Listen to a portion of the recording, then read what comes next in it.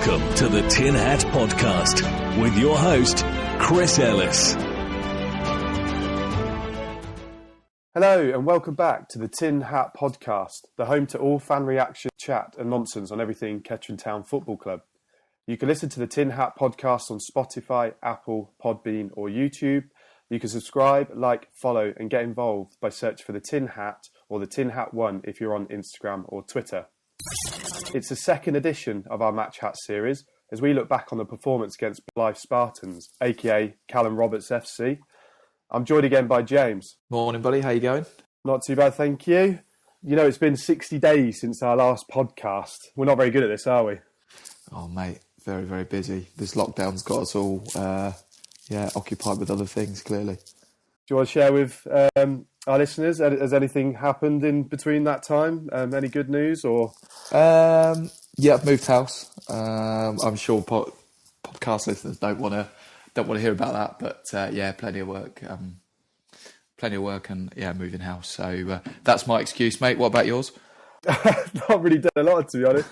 Still live with mum and dad. I think I'll be here till I'm 40, but at least it won't be a 40-year-old virgin type. But in all fairness, obviously some like watching football through live streams. Some are even stupid enough, me included, to pay the £10 to watch someone wipe the screen 100 times. And obviously some don't. So this is non-league after all, and non-league football shouldn't really be watched through a TV screen. Yeah, I'm with you on that, mate. I think I've seen bits and pieces, so I probably wouldn't have been best to comment on quite a few of the games. But like most, I don't watch Kettering purely for the football, if I'm totally honest with you. I go because it's a good group of people I go with. Everything else that comes with non-league football is what makes it great, not just the game. So it was great to get back yesterday. Definitely. And for those tuning in who might want to listen into any of those previous games, I unfortunately did tune in to all of them since the Gloucester result. And I'll be sharing my thoughts on those performances and the streaming experience as well midweek. So just keep an ear out for those later on in the week at some point. I'm not going to promise because we promised that there'll be a quicker update on the back of the Gloucester result. But as you can imagine, it's been quite a difficult time when people haven't been able to join and watch the streams. Before we get on to the result, and I'm going to call him Callum Roberts FC because he played a blinder against us last year. And what a player. But the club opened its doors yesterday for the first time since Tuesday, the 10th of March, and that was against Hereford. Sticking on to the theme of days, Loader, do you have any idea on how many days that was? Oh, mate, not a clue. I'm only an accountant in the week. I don't know, 200? A bit more, but yeah, not too far. 270 whole days was our last game at Latimer Park. Seems a lifetime away, really, and considering what's gone on between that. It was good to be back, but like I said, we were grateful to be back yesterday. It was great to see some familiar faces. Was it a success, a failure, room for improvement? Yeah, I thought overall, you've got to remember as well that the club did an awful lot of work in the summer. The ground, not just the ground grading, which is fantastic, and I was really impressed yesterday, but to get it COVID secure, if you like. And then we're then told, unfortunately, you won't have fans. And then we've had just over a week to suddenly be, you're in tier 2, you can have fans. And it sounds like a horrible process to have to get everything ready and fans chomping at the bit to get in as well. I thought overall, I thought it was a success. I think there's bits that can be improved, but really, given the time frame they had to work with, I thought it was really well executed, and I thought they hats off to the club, to be honest. Probably don't get the praise they should do all the time, but I thought that was a pretty good effort first time round. And I echo that. I did a bit of a review and a verdict on KTFC chat, and I'm just going to recite a little bit of that from what I wrote yesterday. After the frostbite in my hands kind of warmed up a bit because it was a bit Baltic towards the end, but 100% echo kind of what the club have done. The ground looked fantastic. It felt like a proper ground again. It's nice to see some fans. The raised platform was a godsend. And it was nice as well to have a pre-beer game, although I'm unsure how I got away with that. But do crisps count as a substantial meal? I won't complain anyway. But obviously, those that might be a bit nervous as well, I'll use this opportunity just to touch on kind of the process, because I think that's quite important, because I know a few people that are vulnerable and they're a bit nervous of attending big crowds such as we did have yesterday. So you were temperature checked on entry, you were asked to sanitise your hands, and you were reminded to always wear a mask. The tickets in the turnstile were also scanned. There was no handling of cash, only if you wanted a programme or some beers. But if you found the one and only Gary Graham, he was taking payments by card for beers. Once you're inside the ground, there was no real one-way system. It did feel a bit like a free-for-all, but all fans were reminded to wear masks, and stewards were actually patrolling the stands to make sure that everyone was keeping their masks on and over their nose. There was a few situations where fans were wearing scarves, but they did have masks, so they were just reinforced or just reminded, that they had to wear a mask. Some police were patrolling as well, but they weren't really saying anything too negative. It was kind of just a reminder.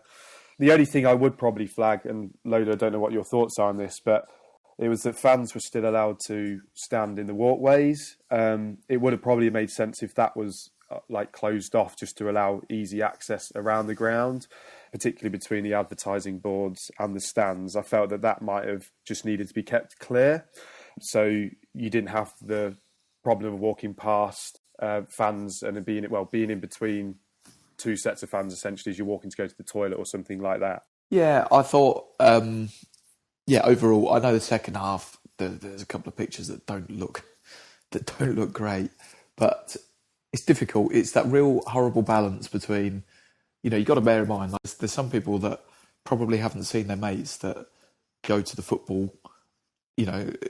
We've all got people that we say hello to at the football that really we probably don't see outside of that. So they haven't seen each other for 9 months, and it's very, very difficult to not get, I'm not excusing it, but not get carried away and want to go and have a chat with them. And, and by virtue of that, you end up with people huddled together and things. Walkways, yeah, fair enough. I think, they probably could do with being a bit of more of a plan inside the ground that will probably make the steward's job easier as well, because they can have a bit of clear direction, and that's not a dig at them, because it was the first time for everybody yesterday. But yeah, I think probably that. I don't know how other clubs do it, whether they mark the terraces with spots that people can stand in or congregate in sixes or whatever it is. I just know I'm glad it's not my job, because it's bloody hard to put on, and there's there are bits that can probably be improved, but the chances are, as the games go on and people get more used to it and start seeing the friends more regularly and things, and they've caught up, and I would hope it would settle down. You're probably talking yesterday, I think there was 637. I think that's probably as many as you can probably safely get in there for the moment, unless you physically go around and put everybody in one particular spot, which I think is almost impossible to do. So yeah, I say room for improvement. That sounds a bit harsh, really, but there's lessons that fans, club people, stewards can all probably take from yesterday, and hopefully, it means that we can continue getting up there and supporting the side, because that's, it's got to be better for the players, and for me personally, I know, driving to the ground yesterday, I was like, this is so nice just to be able to get out on a Saturday afternoon and go to a football game. And it's sad that we haven't been able to do that for 270 days or whatever it was. And you did touch on the second half there, and some of the photos that have emerged online since. It doesn't look good, I'll have to admit. But I thought the first half was okay. I don't know if it's because it seems like there's more space that side with raised terracing, and I know we usually go to the second half behind the tin hat end, and we congregate in the middle behind the goal. But it felt like the first half it was okay, and I feel if that was to be, mirrored throughout the rest of the game, I wouldn't see there being many issues. But as living with somebody who is vulnerable, I did feedback yesterday. I think that would probably be a problem for him, particularly second half. But again, like you said, it's learning. I just hope the club now don't end up having to face consequences like Weymouth have done overnight. I think now they've had to reduce their attendance, and some new rules have come into place with fans not abiding by the rules with drinking and smoking inside the ground, which I didn't see any of that yesterday. I thought the majority of it was well behaved. I think there was a bunch of kids behind us in the second half particular that I'd never seen before. So as you alluded to yesterday, they probably turned 18 over the summer, and it was their first sniff of a beer, which I think that was the nicest way to put it. But money at the end of the day for the pocket of the club. And like you say, not room for improvement, but I think there's learnings that can be taken. Yeah, that's it. And I think you were only jealous you couldn't get involved because your father-in-law was there and you had to be on your best behaviour, wasn't it, Chris? That was it as well. Obviously it was my first game back after my lengthy police ban. By the way, I didn't get banned by the police. That was Toby's comment first half, which I thought was quite funny. But I'm not really happy with these raised the raised terracing recently. I think Josh pointed out I'm now receding on the back of my head, which obviously before when we were all at ground level that couldn't be seen. So I want a word with the club to make sure we can maybe remove those. The only thing I'll probably have to say as well though is the end. I think the ending of the match could have probably been a bit better handled.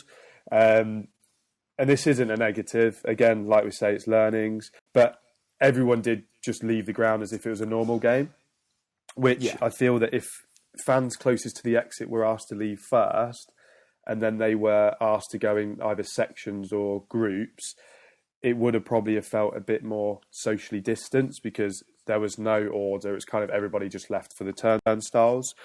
So on reflection, if I was to maybe suggest anything, I don't know, and obviously Loda, it'd be great to hear your thoughts, and I'm sure if anyone from the club is listening, that reducing the attendance might have been a better thing to do for yesterday. I felt there was far too many to actually socially distance around the ground. Maybe perhaps mark out on the floor some zones where people can stand in. I know it's difficult though when you come to games such as yourself on your own and you're not essentially in a bubble, because you don't want to be stood 4 metres away from your friends or close family relatives that you may have not seen over lockdown, and maybe perhaps just take off the walkways to allow them to not stand. But overall, obviously, it was fantastic to be back. We've been crying out for it, particularly some of the older generation may only use that as their one social catch-up of the week. And for yourself, it's my only social catch-up of the week. Well, there you live on your own now, don't you? So, yeah it did feel weird, didn't it, wearing masks as well in the game. What do you think on that? Yeah, I think, again, it's just trial and error, isn't it? I don't want to labour the point. I think the way I see it, most of it worked. If you could get probably a one-way system in place, and at the end, if the stewards were to spread out and basically let, like you say, a section go at a time, one way through the ground, all right, people might have to wait for 5 minutes to leave, but really in the grand scheme of things, is it the end of the world? Probably not. So just go with it, and at the end of the day, like you say, we don't want to be in a position of a Weymouth or whatever. So the club, are doing what they've got to do to make sure that the ground is open for us to use. So whether we agree with all of the rules or not, unfortunately, just get on board, suck it up, and try and enjoy what's served up on the pitch. Just going on to the game then, 4 unbeaten now, 2 wins in a row. We battered them for 70 minutes. Can you tell this is my end of game review on KTFC chat? I just copied and pasted. 4 points off the playoffs. We're back. It was great to see everyone. It was just an all-round good day, really. We weren't nervous yesterday, were we? Not at all. We came out the traps flying. I mean, 2 ways of looking at it. I thought we were really good. Moved the ball well. First half particularly. We moved the ball pretty well. And probably the first 20 minutes of the second half. First time, bearing in mind this is probably the first time for half this squad that they've played in front of Kettering fans. We're not always the easiest to appease.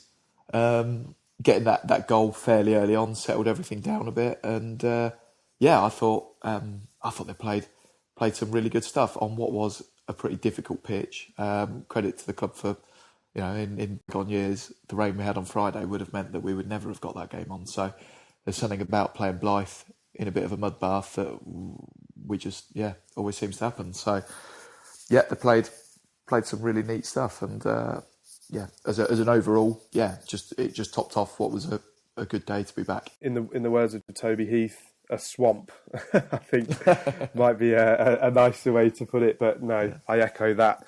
I feel as well. I was a bit nervous yesterday because having read the post-match interviews and things from Paul Cox, he said we were very anxious against the game. I can't remember the sides. Is it Guiseley? It was Guiseley, yeah, where we were neck and neck in the table.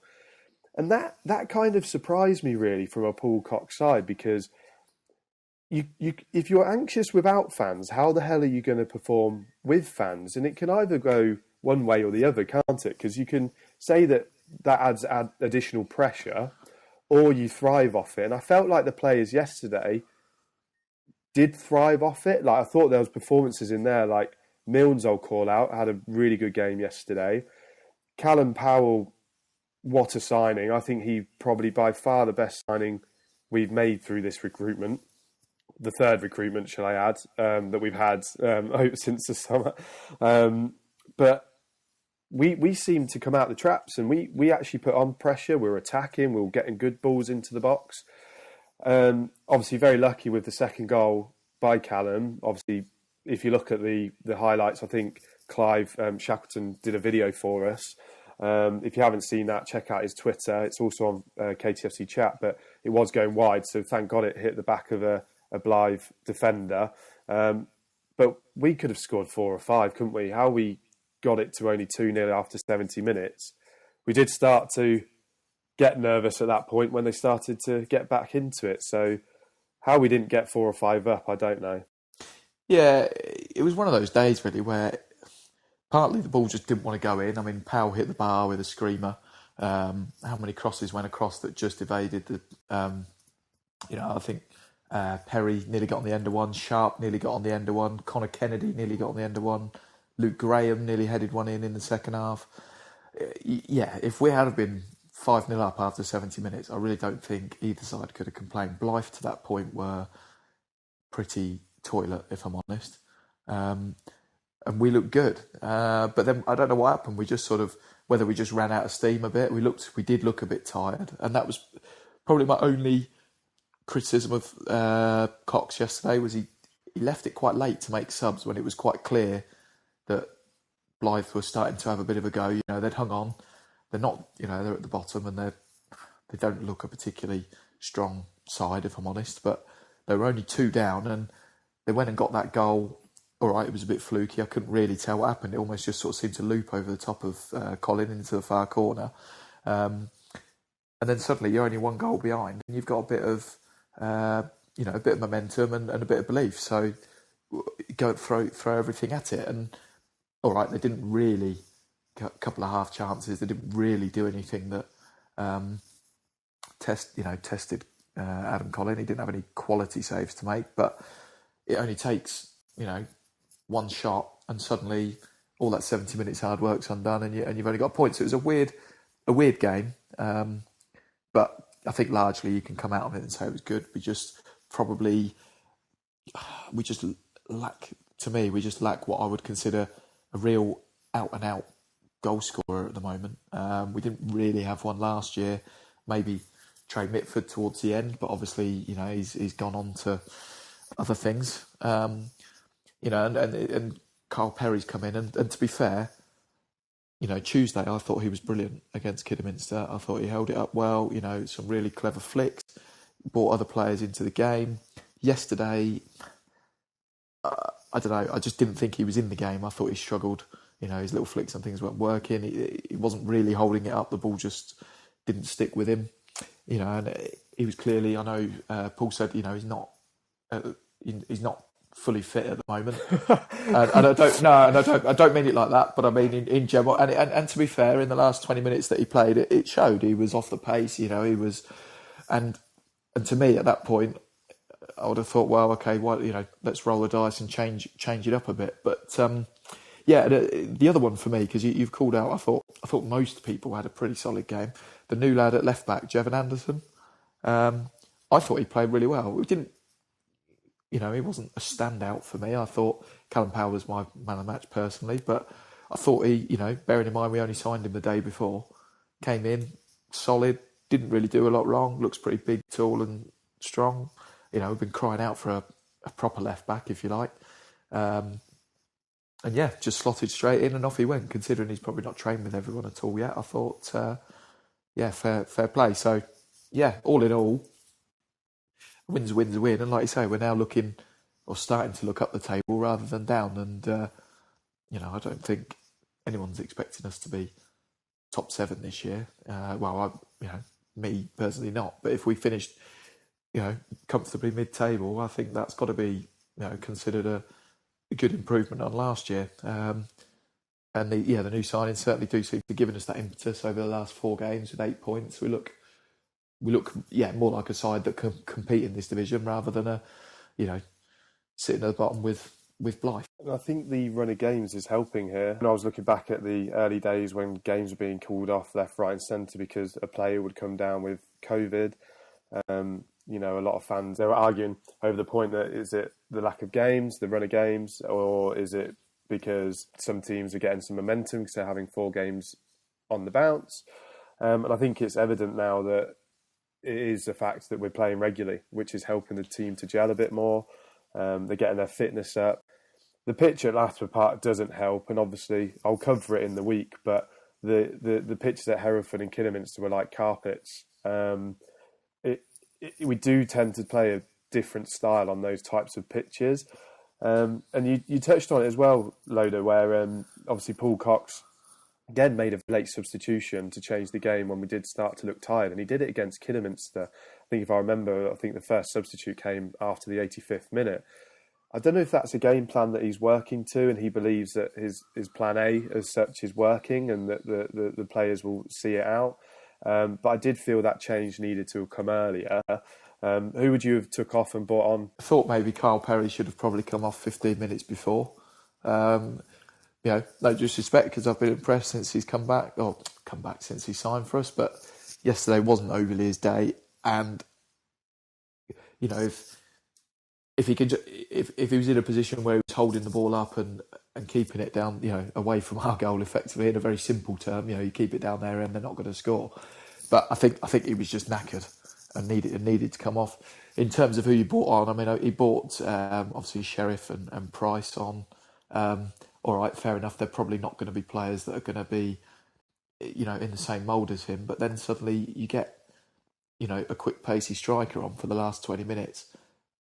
Blyth are pushing forward because they're trying to get back into the game, and you can ping it over the top. That pitch isn't a pitch you can play football on, fair enough. But tired legs at the back, ping the ball over the top, get a quick, pacey striker that's just come on and is fresh, in behind. And that goalkeeper, bless him, he couldn't catch a cold yesterday, could he? He was awful. So, you'd have fancied us to probably, you get a third one then it's game over, isn't it? They're out the game and you can sit back and enjoy the last 20 minutes. But, at the end of the day, we won, and he managed to, he did what he and the players did what they needed to do. So really, it's not a complaint. I think it was just during the game, you start to get a bit nervous. Kettering fans are like that. I definitely am like that. We were bottom, whatever it was, 4 games ago, and you do get twitchy. And we'd only played 6-7 games, but nobody wants to be looking at the table and seeing you propping it up, regardless of how unequal the games played are. But yeah, it certainly bodes well. It's exciting, and if we can get a run of games going, like you say, players get back into, like you say, full fitness. It can't be easy playing one game, having 2 weeks off, playing another game or 2 games, having a week off. You train as much as you like, but there's no substitute for getting out there and playing match time. And unfortunately with COVID, there'll be times when unfortunately it will probably hit, and there'll be times when teams, not mentioning any names, Hereford FC, but when they use it and then actually players are negative and they still don't fancy it anyway. So I think we can all just be grateful actually that they actually bothered to play us the other week. It was nice for them to finally decide that they fancy giving us a game. They normally either rock up and don't fancy it, or cry off beforehand. Yeah, so I guess they were my thoughts on the game. But what about you?